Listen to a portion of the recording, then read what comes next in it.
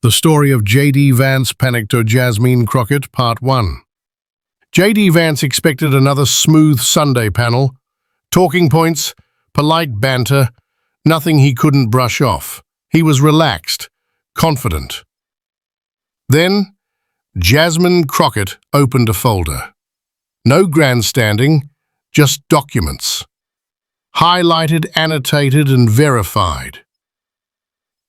The first showed a $50,000 donation from a defense contractor's subsidiary to a super PAC supporting Vance.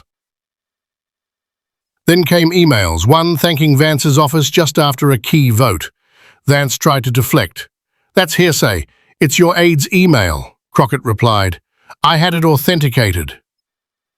The control room fact-checked it live. It was real.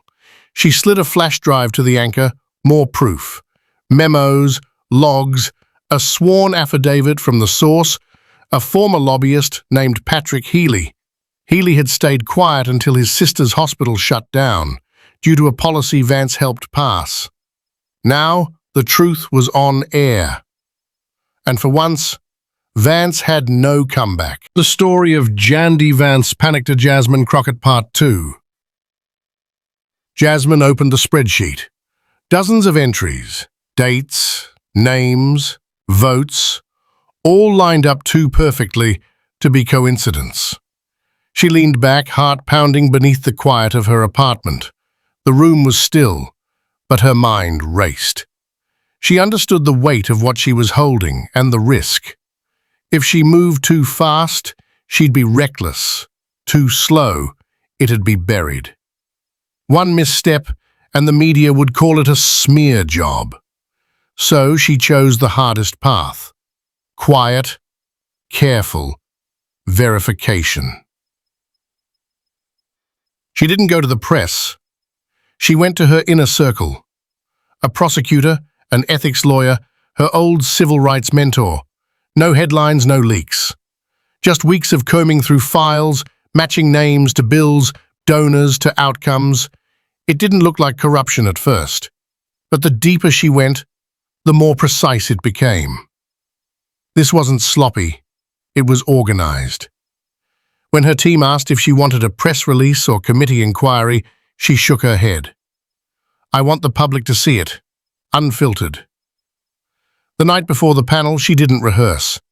She thought about the people who'd written her, the mother in Little Rock, the veteran in Shreveport, the student in Milwaukee. That's who she was bringing into the studio with her. When the segment aired, she didn't raise her voice. She laid out facts. And when Vance snapped back, she stayed calm.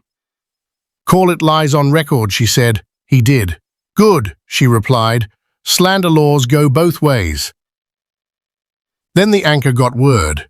A voicemail had just come in, corroborating her timeline. A Tredford Energy exec thanking Vance's aide for walking the senator through an amendment. Vance froze. Viewer polls popped up live.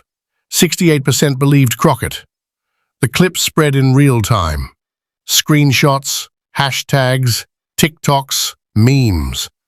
But behind it all, Crockett remained still, watching, waiting, prepared. And Vance? He walked off set mid-break, already dialing, already spiraling.